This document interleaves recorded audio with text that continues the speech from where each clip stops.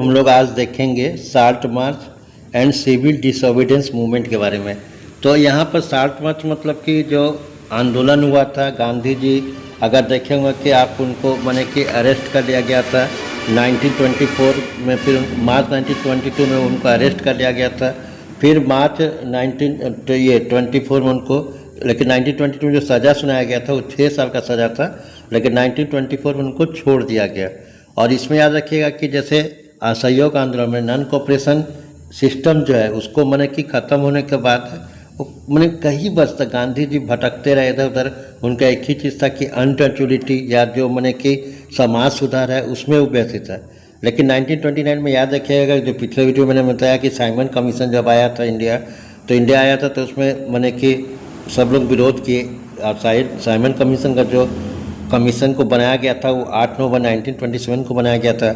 और वो भी पिछले वीडियो में मैंने बताया कि उसका जो प्राइम मिनिस्टर उस समय थे स्टैनली बाल्डविन, उसके अध्यक्षता उन्होंने एक मैंने कमीशन को सेटअप किया था सर जॉन सॉमन के अध्यक्ष में। तो वहाँ से गांधी जी ने उनको बैकअप किया था, पीछे से सपोर्ट किया था।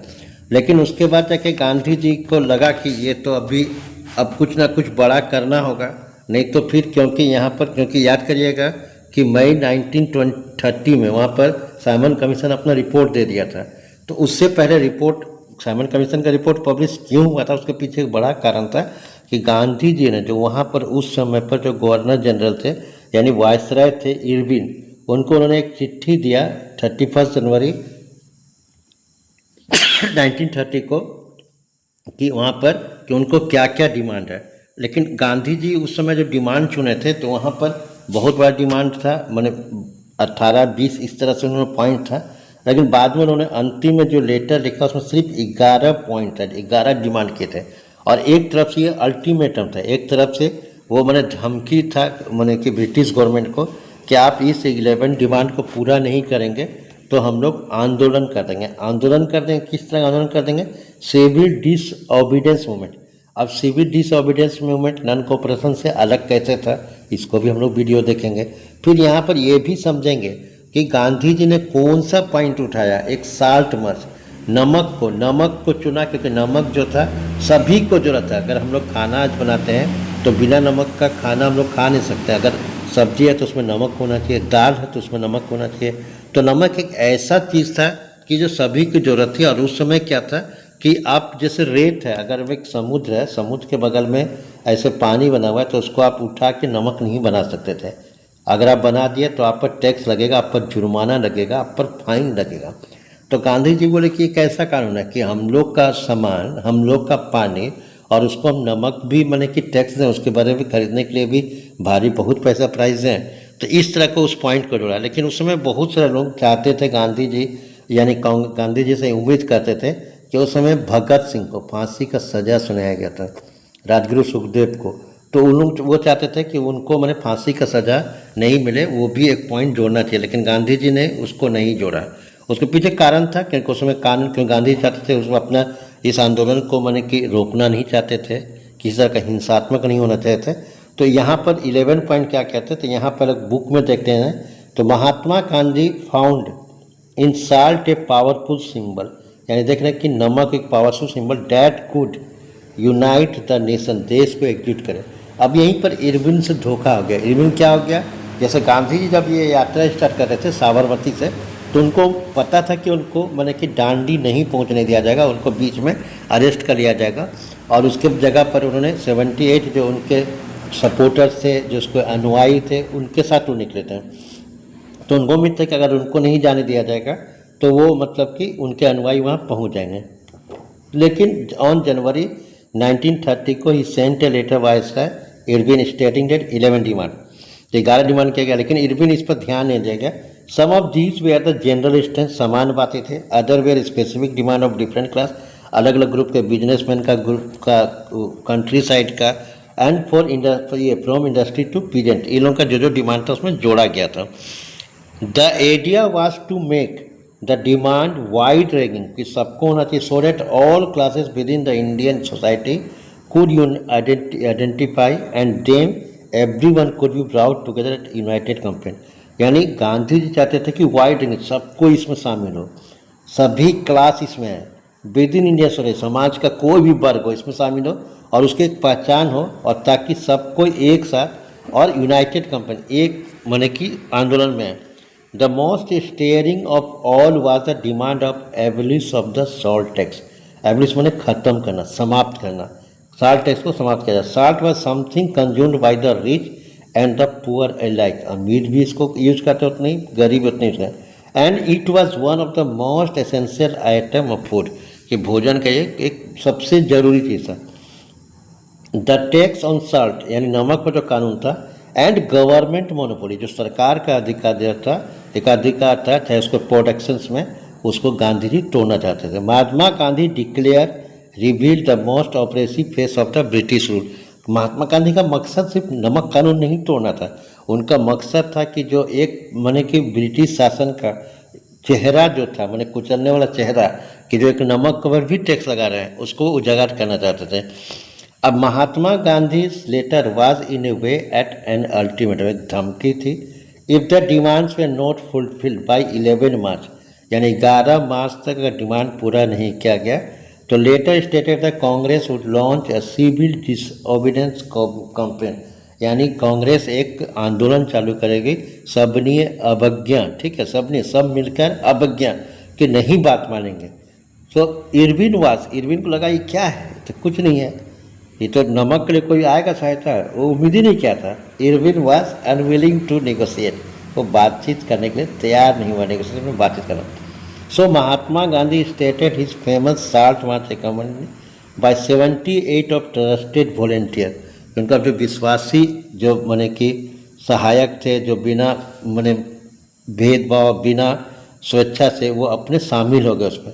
मार्च माने दौरा वाज ओवर 240 माइल्स, एक माइल्स में जितना भी होता है 1.6 उसको मल्टीप्लाई करेंगे तो 240 माइल्स यानी 386 किलोमीटर फ्रॉम गांधी जी आश्रम इन साबरमती, ठीक है, to the Gujarat coastal town of Dandi, यानी साबरमती आश्रम से लेकर डांडी तक जाना था।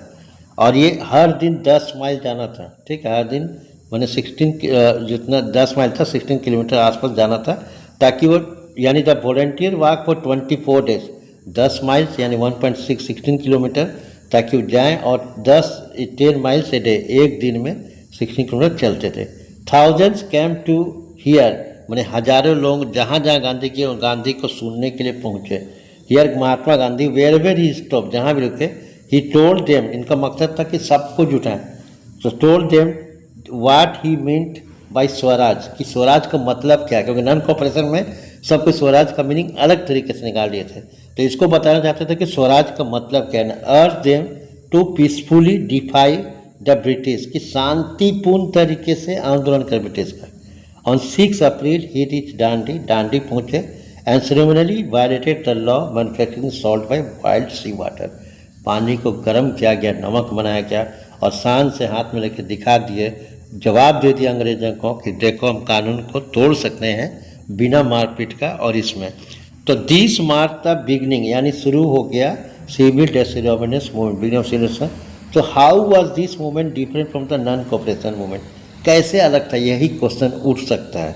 तो people were now asked not only to refuse, यानी पहला पॉइंट होगा पीपल को कहा क्या क्या काम को रिफ्यूज नहीं किए cooperation, but also with the British as they had done in 1922-21, but also as break the colonial, कानून को ही तोड़ दीजिए। जैसे नमक बनाना है, नहीं बनाना है, बनाएंगे, सबको समुद्र के बगल में गया, सबका नमक बना लिया। 1000 in different parts of the country broke, जहाँ जहाँ कोस्टल एरिया था सभी जगह का नमक बनाया गया। Manufacture and demonstrating in front of government salt factory, और सरकारी जो सॉल्ट फैक्ट्री है वहाँ पर प्रदर्शन किया। एज द मूवमेंट स्प्रिड, जैसे से आंदोलन बढ़ते गया, फॉरेन क्लेथ्स वाज बायकॉटेड, विदेशी कपड़ों को फिर से एक बार बहिष्कार किया गया कि यूज नहीं करेंगे, चाहे जो हो जाए, हम लोग खादी कपड़ा पहनेंगे, गरीबी से रहेंगे, महंगा कपड़ा पहनेंगे, महंगा हो हम लोग सपोर्ट करेंगे, घर घर चरखा रखेंगे, और liquid shops we are picketed माने कि जो दरवाज़ा होता है जाने का उसी को बंद कर देना।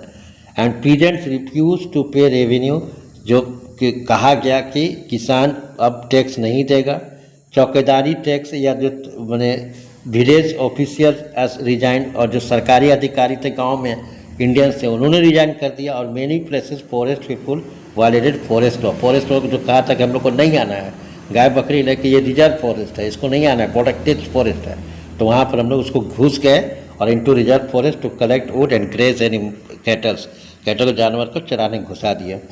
लेकिन क्या गया, worried by the development of colonial government began arresting Congress leader.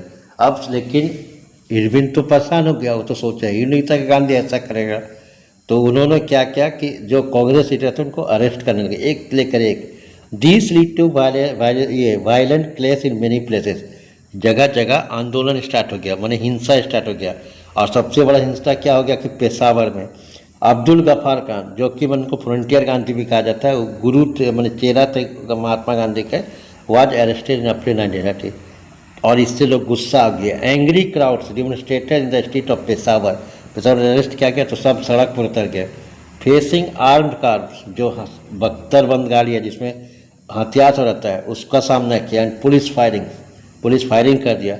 Many where killed, बहुत लोग मारे गए। मंथ लेटर, फिर कुछ दिन बाद Mahatma Gandhi himself was arrested, Mahatma Gandhi की भी अरेस्ट कर दिया गया। जब महात्मा गांधी सूचना पहुंचा उनका अरेस्ट हो गया, तो जो इंडस्ट्रियल वर्कर था, जो कारखाना था सोलापुर में, वो लोग भी पुलिस पोस्ट में अटैक कर दिया, म्यूनसिपल बिल्डिंग में हमला बोल दिया, लॉ कोर्ट, रेलवे, सब जगह उन लोगों ने तबाही मचा दिया, तोड़ फोड़ कर दिया।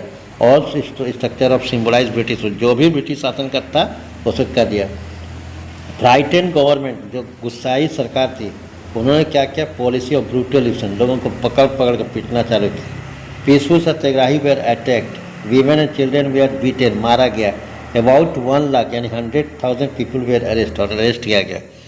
इस तरह का जब कियोस हो गया, उथल पुथल हो गया, गांधी जी ने इसको मूवमेंट को फिर से वापस लिया।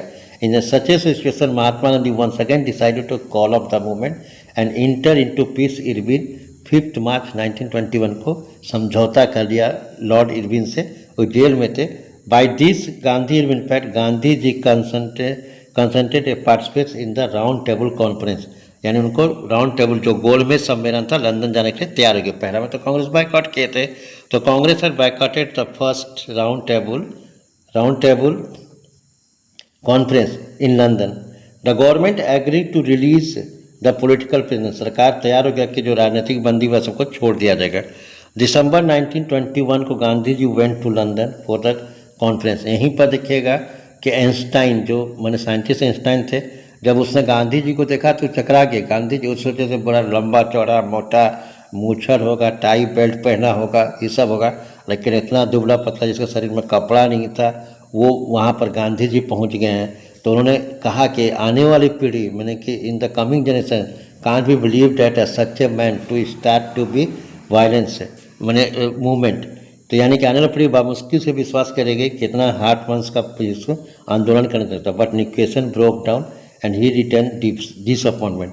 और गांधी जी को वहाँ पर जब वहाँ पर थी क्वीन एलिजाबेथ, उनको बुलाया गया, तो गांधी जी बिना कपड़ा के थे, बिना कपड़ा में उनका ऊपर में कपड़ा नहीं था, तो उनको इंटर नहीं करने देगा। तो वहाँ पर जो रजिस्टर उसमें कमेंट में लिखा गांधी जी कि सारा कपड़ा तो आप लोग लिए इंडिया से ले आए, इंडिया उस कपड़ा नहीं है तो कपड़ा कहाँ से पहनेंगे। और वहाँ से फिर लेकिन ये एग्रीमेंट नहीं हुआ। Back in India Gandhi ji आए तो सरप्राइज करके ही डिस्कवर्ड, पाया गया कि government had begun to new cycle of repression, नया तरह का आंदोलन स्टार्ट किया। गफ्फार खान, जवाहरलाल नेहरू पर बोथ इन जेल, सबको अरेस्ट कर लिया गया। Congress had been declare illegal, क्योंकि जो इरविन पैक्ट नहीं हुआ, गांधी इरविन पैक्ट हुआ था, तो सेकेंड राउंड टेबल कॉन्फ्रेंस था, उसमें समझौता नहीं हो पाया। और इसको क्या कर दिया ब्रिटिश गवर्नमेंट कि कांग्रेस को गैर कानून घोषित कर दिया। Series of measures had been impose, prevent meeting, demonstration, boycott, सब चीज़ प्रतिबंध लगा दिया। और इससे दुखी होकर गांधी जी फिर से सिविल डिसोबीडियंस मूवमेंट स्टार्ट किया, लेकिन उसको उस तरह से नहीं मिला, एक साल तक चला, लेकिन लास्ट में 1934 में ये मूवमेंट ख़त्म हो गया। तो इस तरह का था। फिर इसमें क्वेश्चन एक ही बताया कि how does the non cooperation movement different from the civil disobedience movement. तो इसी में से कोई 5 पॉइंट लिखना, फिर उसको हम आंसर फिर में आएंगे। तो मिलेंगे कि नेक्स्ट वीडियो में कि how person saw the movement किस तरह से आएगा। Thank you, have a